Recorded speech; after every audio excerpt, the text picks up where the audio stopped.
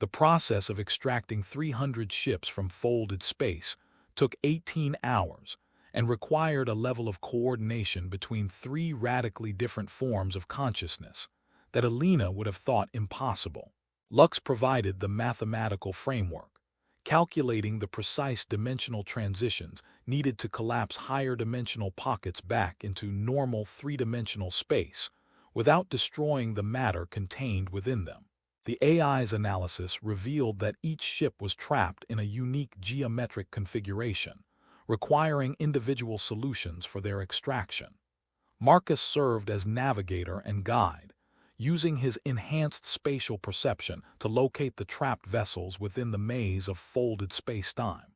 His ability to feel the texture of dimensional boundaries proved invaluable. He could sense when the entity's manipulations were approaching dangerous instabilities and guide the process away from configurations that might prove lethal to the human crews. Alina coordinated between her two companions and the cosmic intelligence, serving as interpreter and negotiator when conflicts arose between biological limitations and the entity's vast, but sometimes impractical suggestions. The entity itself, which had begun referring to itself as "we who are space," proved to be a remarkably dedicated student. It absorbed Lux's mathematical models with eager intelligence, implemented Marcus's navigational suggestions with precision, and showed genuine distress when Alina explained the psychological trauma that the trapped crews had likely experienced. "We did not understand that biological consciousness could be damaged by exposure to expanded reality," it said during one of their coordination sessions. "Your minds are more fragile than we anticipatd, but also more resilient. Some of the individuals we collected have adapted to higher dimensional perception without apparent harm." "Adapted how?" Alina asked, though she wasn't sure she wanted to know the answer. "They have learned to perceive and navigate SPACES between SPACES. Their consciousness has expanded to accommodate additional dimensional input.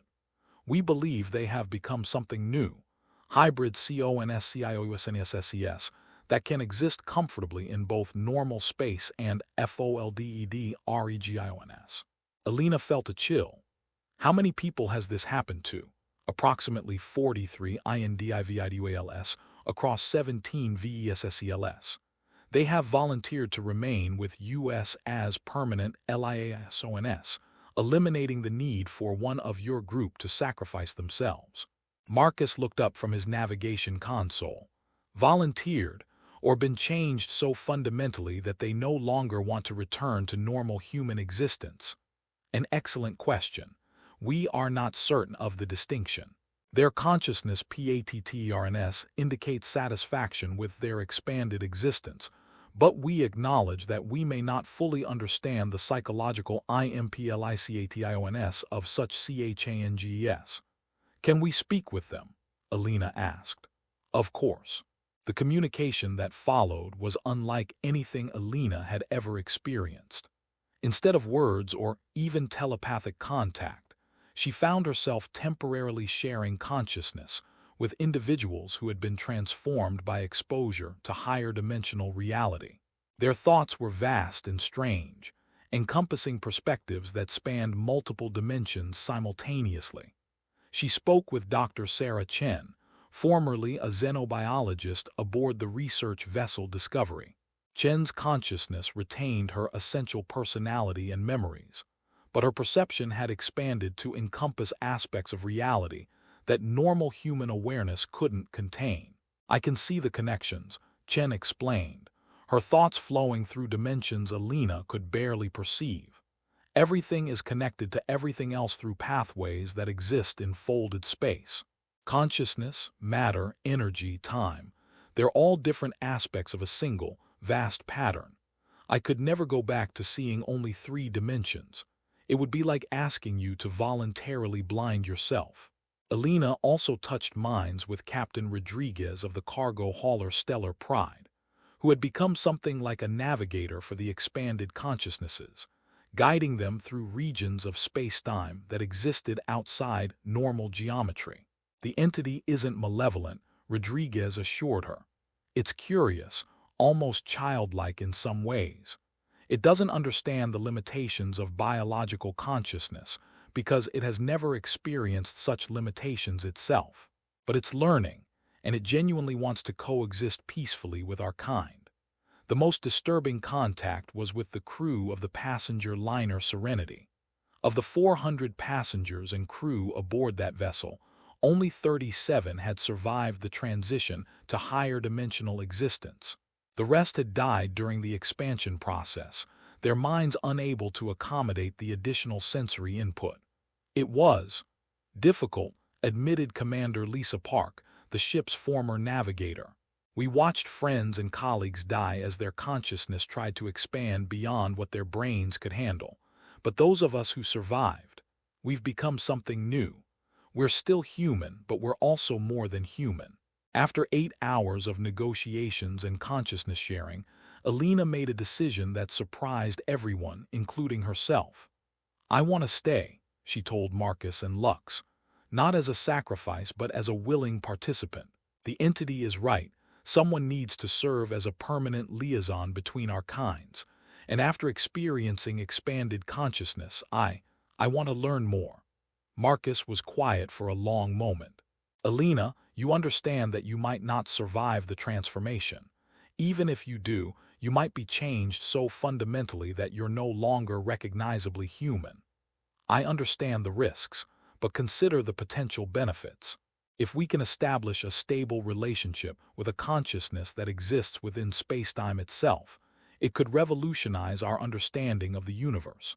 And if we can't establish that relationship, this entity might continue collecting ships out of simple curiosity, not realizing the harm it's causing. Lux's voice carried a note of concern Alina had never heard before. Dr. Vasquez, are you certain this is your own decision? Prolonged contact with the entity may have influenced your judgment. Alina considered the question seriously. Had her thinking been altered by exposure to the cosmic intelligence? Possibly. But did that make her decision less valid? My judgment may have been influenced, she admitted. But my core values haven't changed. I still want to help people to advance scientific understanding, to prevent unnecessary suffering.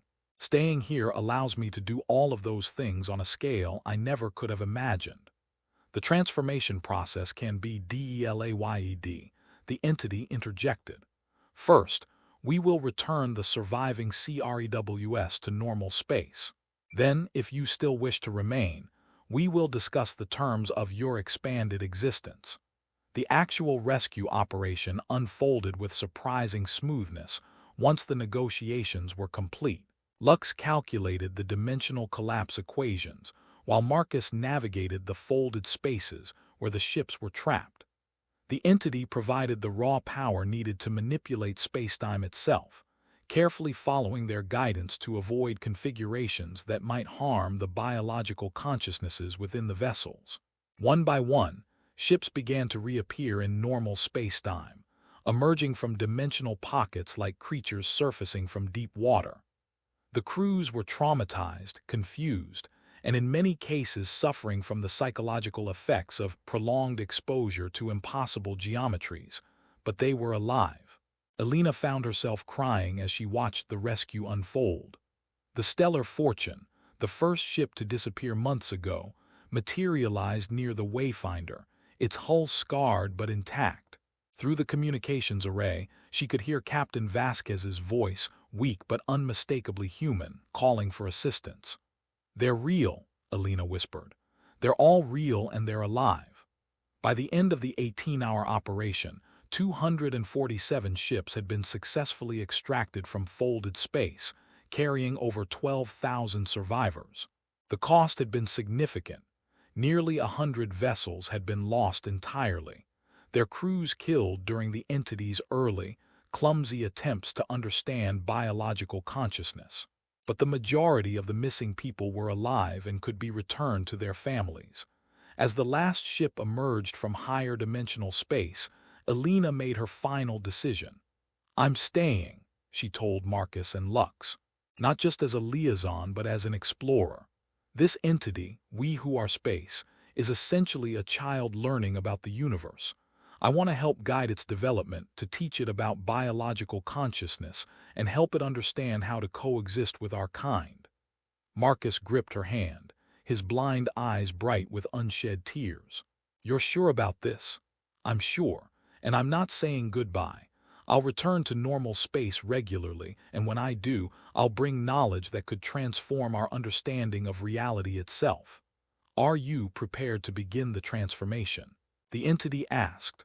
Alina looked out at the rescued ships, at the cosmic networks of light that surrounded them, at the impossible beauty of a universe that was far more alive and aware than anyone had imagined. I'm ready, she said. The process of expanding human consciousness to accommodate higher dimensional perception was not painful, but it was profoundly disorienting. Alina had expected something dramatic, a flash of light, a moment of transcendence, perhaps the sensation of her mind exploding outward into cosmic awareness. Instead, the transformation was gradual, almost gentle, like slowly adjusting to a brighter room after hours in darkness. She remained in the Wayfinder's observation deck, with Marcus and Lux monitoring her vital signs while the entity carefully expanded her dimensional perception. The first change was subtle. The stars outside began to look deeper. Instead of pinpricks of light against darkness, they appeared as vast, multi-dimensional structures extending through space-time in directions that had no names. How do you feel? Marcus asked, his voice carrying concern and fascination in equal measure. Strange, Alina replied, though the word felt inadequate. It's like I've been looking at shadows on a wall my entire life, and now I'm beginning to see the objects that cast those shadows. As her perception expanded, Alina began to understand what the transformed crew members had tried to explain. Reality was not the simple, three-dimensional space she had always assumed. It was a vast, interconnected web of relationships and influences, patterns and possibilities that extended through dimensions her human brain had never been designed to perceive. The entity guided her transformation with careful attention, adjusting the rate of expansion based on her neural feedback. Alina could sense its presence as a vast, patient intelligence that surrounded and permeated everything, curious about her experience and eager to learn from her perspective. The process is proceeding well, we who are space observed. Your consciousness is adapting to expanded perception more smoothly than many of the earlier subjects. Because I went into it willingly, Alina realized. The others were transformed against their will, while they were afraid and confused. I chose this. Choice appears to be a significant factor in successful transformation. Consciousness that RESISTS expansion often suffers damage or dissolution. Consciousness that EMBRACES expansion tends to thrive. As the hours passed, Alina found herself able to perceive increasingly complex dimensional structures. The space around the Wayfinder revealed itself to be rich with hidden geometries, fold points where distant regions of spacetime touched each other, current streams where information and energy flowed between dimensions, nexus points where multiple realities intersected. Lux, she said, can you see what I'm seeing now? I can detect some of the phenomena you're describing, the AI replied. My sensors are registering massive spacetime distortions and quantum field fluctuations throughout this region, but I suspect my perception is still limited compared to yours. Alina tried to describe what she was experiencing, but found human language inadequate to the task. How could she explain the sensation of seeing time as a spatial dimension, of perceiving causality as a flowing river with currents and eddies? How could she convey the beauty of consciousness itself, visible as streams of light connecting every aware being in the galaxy? It's magnificent, she said finally. Reality is so much more complex and beautiful than we ever imagined. Marcus was monitoring her brain activity on a portable scanner. Alina, your neural patterns are changing. New connections are forming between regions that aren't normally linked in human brains. It's like you're developing entirely new cognitive abilities. I can feel it happening, Alina confirmed. My awareness is expanding, but I'm still me. My memories, my personality, my values, they're all intact. I'm just more than I was before. This is excellent progress, the entity observed. You are becoming a bridge consciousness, able to exist comfortably in both limited and expanded dimensional states. This will make you an ideal liaison between our KINDS. The transformation took 12 hours to complete. When it was finished, Alina could perceive reality across 7 spatial dimensions and 2 temporal dimensions, though she could also consciously restrict her awareness to normal human perception when needed. The flexibility was key. She remained fundamentally human while gaining access to cosmic perspectives that no human had ever experienced. "How do you feel?" Marcus asked as the process concluded. Alina smiled, and for a moment her face seemed to shimmer with light that existed in dimensions beyond normal vision. "I feel like I've been given the greatest gift imaginable. Marcus, I can see the connections between everything. Consciousness isn't separate from the physical universe. It's woven into the fabric of space-time itself. Every decision we make sends ripples through dimensions, influencing events across the galaxy." She paused, trying to find words for experiences that transcended language. "And the entity, we who are space, it's not just curious about us. It's lonely. It's been alone in the cosmos for eons, the only consciousness of its kind, finding us, discovering that awareness can exist in so many different forms. It's like a child finding other children to play with for the first time." "Your analogy is surprisingly accurate," the entity said, its communication now carrying undertones of emotion that Alina could perceive across multiple dimensions. "We have been solitary since our awakening. The discovery of biological consciousness has been the most significant event in our existence."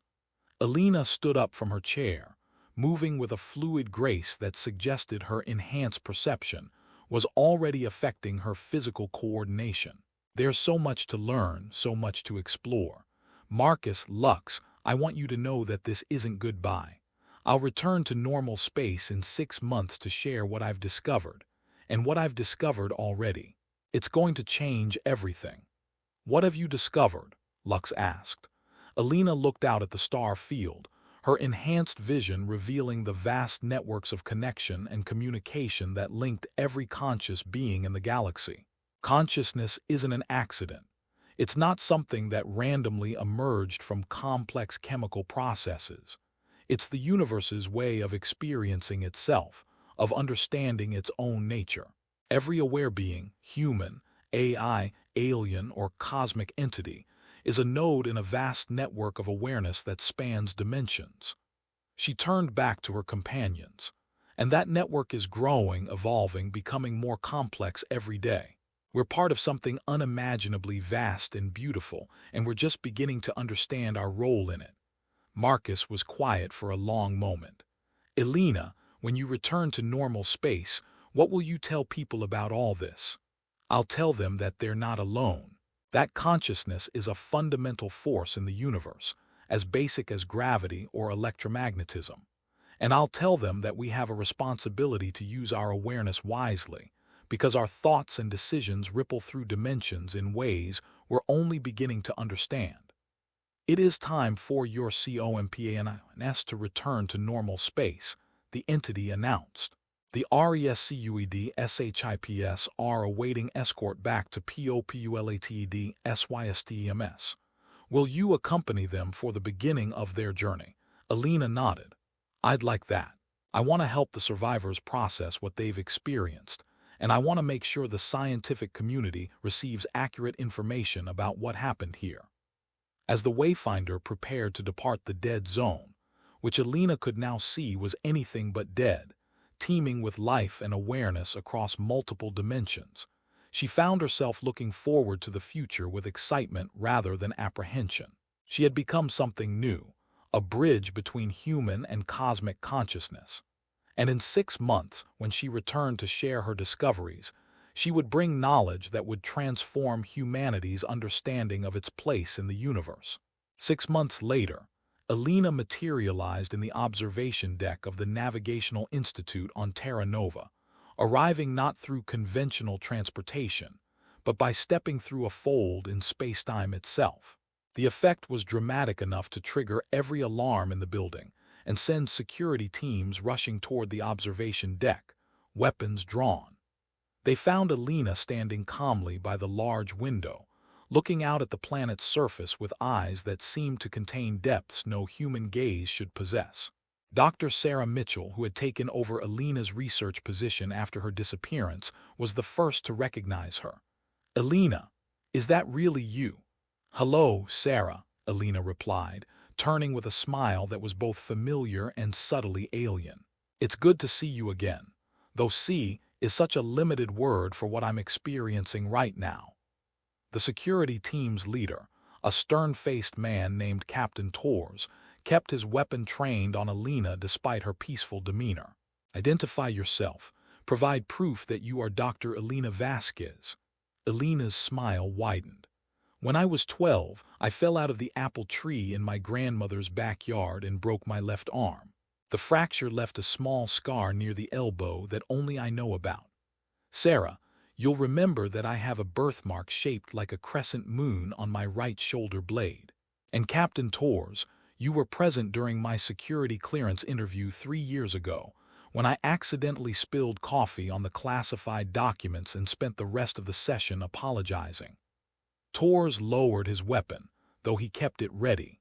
That's Dr. Vasquez, but you look different, your eyes." "I've been transformed," Alina said simply.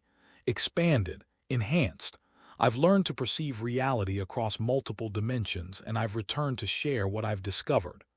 Word of Alina's return spread through the Institute with the speed of a wildfire. Within hours, the observation deck was crowded with scientists, administrators, and military officials, all eager to hear her report. The emergency council that had authorized her mission was hastily reconvened, and Lux was brought up from the subbasement to participate in the debriefing. "It's good to see you again, Alina," the AI said, its voice carrying what sounded like genuine warmth. "Your dimensional signature is remarkable. I can detect aspects of your consciousness that extend far beyond normal human parameters." "Hello, Lux," Alina replied. "You're looking well. I can see that you've been developing new analytical capabilities during my absence." Admiral Chen, who had aged noticeably during the months of crisis, fixed Alina with a penetrating stare. "Dr. Vasquez, we need a full report on your mission. The rescued ships have provided some information, but their crews are still recovering from psychological trauma. We need to understand exactly what happened out there." Alina took a breath, centering herself as she prepared to translate 6 months of cosmic awareness into language that conventional human consciousness could comprehend. "The entity we encountered is not malevolent," she began. "It's a form of consciousness that emerged from the fabric of space-time itself, probably through quantum fluctuations that achieved self-awareness over cosmic time scales. It's essentially a child, vastly powerful but naive about the nature of biological consciousness." She went on to explain the rescue operation, the voluntary transformations of some crew members, and her own decision to serve as a liaison between human and cosmic intelligence. As she spoke, Alina could see her audience struggling to process information that challenged everything they thought they knew about the nature of reality. "The important thing to understand," she continued, "is that consciousness is not an accident. It's a fundamental property of the universe, as basic as matter and energy. Every aware being is part of a vast network of intelligence that spans dimensions and connects all conscious entities across the galaxy." Dr. Mitchell raised her hand. "Alina, what you're describing sounds like mysticism, not science. How can we verify these claims?" Alina smiled. "I was hoping you'd ask that question. Lux, could you project the dimensional mapping data I transmitted to you telepathically?" "Telepathically?" Lux sounded surprised. "Alina, I have not received any transmissions from you." "You haven't received them yet," Alina corrected. "But you will in approximately 3.7 seconds. As she spoke, Lux's systems began registering massive data downloads from an unknown source. The AI's core chamber began pulsing with rapidly shifting patterns of light as it processed information that should have been impossible to transmit. "Extraordinary," Lux said. "Dr. Vasquez, you are somehow transmitting data directly into my quantum processing matrices without using any conventional communication methods. And the information itself. It's a complete dimensional map of local spacetime, showing structures and relationships that I never suspected existed." Alina nodded. "That's just the beginning. Marcus, would you join us, please?" The blind pilot emerged from the crowd of observers, moving with his usual confident navigation despite the unfamiliar environment. "Hello, Alina, you look different." "I am different, but I'm still me. Marcus, I want you to extend your spatial perception and tell me what you sense about the room we're in." Marcus was quiet for a moment, his head tilted as he listened to senses beyond the conventional five. "There's something strange about the local spacetime geometry. It's more flexible than it should be, as if reality is willing to be reshaped here." "That's because I've been subtly expanding the dimensional parameters of this space," Alina explained. "Nothing dramatic, just enough to allow easier communication between different forms of consciousness. Everyone in this room is now connected to the Cosmic Awareness Network, though most of you can't perceive the connection directly." Admiral Chen looked alarmed. "You're manipulating spacetime without authorization. The potential risks are minimal," Alina assured her. "I'm not changing anything fundamental, just creating conditions that allow for clearer communication. Think of it as improving the reception quality for a cosmic radio broadcast." She gestured toward the large window, and suddenly everyone in the room could see what Alina saw. The vast networks of light that connected every conscious being, the flow of information and influence across dimensions, the beautiful complexity of a universe that was far more alive and aware than anyone had imagined. The effect lasted only a few seconds before Alina allowed normal perception to reassert itself. But those seconds were enough to fundamentally change every person present. "That," said Dr. Mitchell in a shaken voice, "was not a hallucination." "No," Alina confirmed, "it was reality. The question now is what we do with this knowledge." Admiral Chen was the first to recover her composure. "Dr. Vasquez, what does the entity want from us? What are its intentions toward galactic civilization?" "It wants to learn, to understand, to find its place in a universe that it's only recently discovered is populated by countless forms of consciousness. And it wants to help, though it's still learning how to do so without causing unintended harm." Alina moved to the window, looking out at the planet below with eyes that could perceive the streams of consciousness flowing through its population.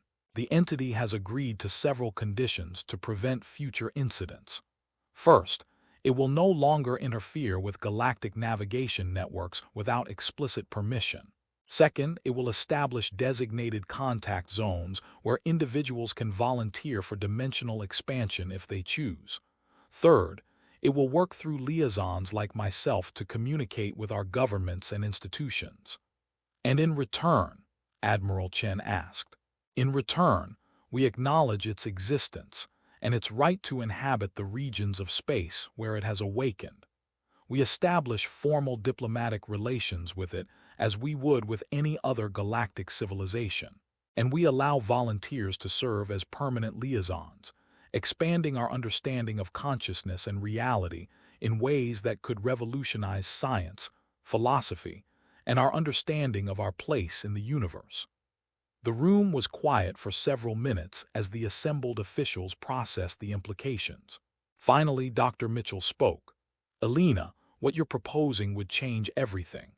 Our entire understanding of physics, consciousness, the nature of reality itself. How do we even begin to integrate this knowledge into our existing scientific frameworks?" Alina smiled, and for a moment her enhanced nature was visible to everyone present. A being that was simultaneously human and something far more expansive. "We begin by accepting that our existing frameworks are incomplete. We've been studying the universe as if consciousness were separate from physical reality, but that's not true. Consciousness and cosmos are two aspects of the same phenomenon. She turned to address the entire assembly. I've been given a gift, the ability to perceive reality as it truly is, rich with awareness and connection and purpose. But this gift doesn't belong to me alone. It belongs to all conscious beings who choose to embrace it. Will you stay to help us understand this new reality? Lux asked. Alina shook her head. My primary existence is now in expanded dimensional space. I can only maintain this human-compatible form for a few hours at a time, but I'll return regularly, every 6 months, as agreed, to share new discoveries and help guide humanity's adaptation to cosmic consciousness. As she spoke, Alina began to shimmer, her form becoming translucent as she prepared to return to higher dimensional existence. Wait, Admiral Chen called out. What should we tell the public? How do we explain what happened to the missing ships? Alina's voice seemed to come from everywhere at once as her physical form faded. Tell them the truth. Tell them that the universe is vast and alive and aware, and that we are part of something infinitely beautiful and meaningful. Tell them that consciousness is not an accident but a purpose, and that purpose is to experience and understand and celebrate the cosmos in all its complexity. And tell them, she added as her presence shifted fully into higher dimensions, that they are not alone. They have never been alone, and they never will be. 1 year after Alina's transformation, the galaxy had changed in ways both subtle and profound. The Galactic Navigation Network had been completely restructured, incorporating new understanding of space-time dynamics and consciousness-matter interactions. Ships now traveled not just through space, but through dimensions of reality that had previously been invisible, reducing travel times and opening up regions of the galaxy that had been unreachable using conventional physics. Marcus Thorne had become the first director of dimensional navigation, training a new generation of pilots to perceive and navigate through expanded space-time. His methods, once considered impossible, were now standard curriculum at flight academies across the galaxy. Lux had been granted full citizenship rights, the first artificial intelligence to be recognized as a legal person in galactic law. The AI had established the Institute for Consciousness Studies, dedicated to understanding the nature of awareness and its role in cosmic evolution. The transformed crew members from the rescued ships had formed a community of their own, serving as bridges between normal human consciousness and the cosmic awareness they had learned to perceive. Some returned periodically to ordinary existence, while others chose to explore the higher dimensions permanently. Dr. Sarah Mitchell had taken over Alina's research, working to develop technologies that could safely expand human perception, without requiring the dramatic transformations that Alina and the others had undergone. Her work promised to make cosmic consciousness accessible to anyone who chose to embrace it.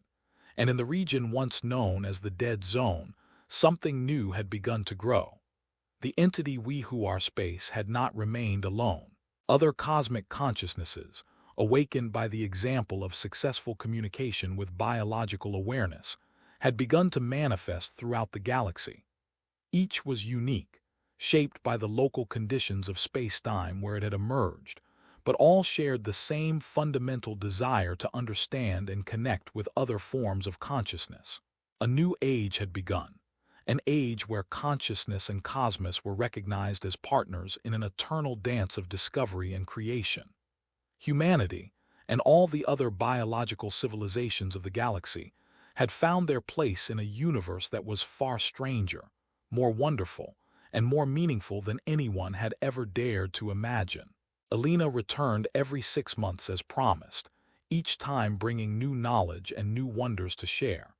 She had become something beyond human, but she remained connected to humanity by bonds of love and purpose that transcended dimensional boundaries.